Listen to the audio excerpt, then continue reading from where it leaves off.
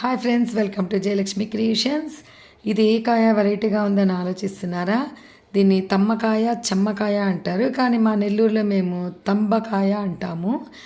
ఇది నా చిన్నప్పుడు ఎక్కువ అందరిళ్ళల్లో ఉండేది. చాలా రోజుల తర్వాత నాకు ఇది మార్కెట్లో కనిపించింది. ఇది చాలా టేస్టీగా ఉంటుంది. దీన్ని ఇలా చిన్న చిన్న ముక్కలు కోసుకోవాలి. లేత కాయ తీసుకోవాలి. కొంచెం ముదిరిందంటే దీని మధ్యలో పీచు ఎక్కువ ఉండి బాగుండదు తినడానికి.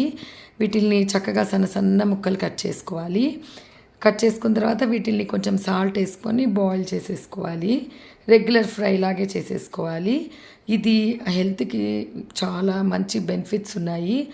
ఇది వెజిటబుల్గానే కాకుండా మెడిసినల్ వాల్యూస్ కూడా ఉన్నాయి దీనికి. ఇది క్యాన్సర్ కారకాల మీద కూడా బాగా పనిచేస్తుంది. తర్వాత వచ్చేసి డైజెషన్కి, దీనిలో ఫైబర్ ఎక్కువ ఉండడం వల్ల డైజెషన్కి, పైల్స్ ప్రాబ్లం కూడా బాగా పనిచేస్తుంది.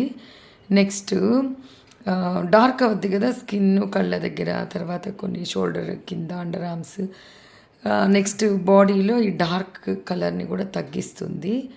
తర్వాత మనకి వాపు వచ్చే గుణాలు, ఇన్ఫ్లమేషన్ని కూడా తగ్గిస్తుంది. సో ఇది చాలా బాగుంటుంది. ఇలాగా ఉడకబెట్టుకున్న తర్వాత వీటిల్ని పప్పుల పొడి లేదా శనగల పొడి వేసేసుకొని దించేసుకుంటే చాలా టేస్టీగా ఉంటుంది. ఇది తీగ జాతి ఉంటుంది, చెట్టులాగా పెరుగుతుంది. 2 వెరైటీస్ ఉంటాయి. సో ఇంత మంచి మెడిసినల్ వాల్యూస్ ఉన్నటువంటి ఈ టేస్టీ హెల్దీ తంబకాయని పప్పుచారుతో తింటే చాలా బాగుంటుంది.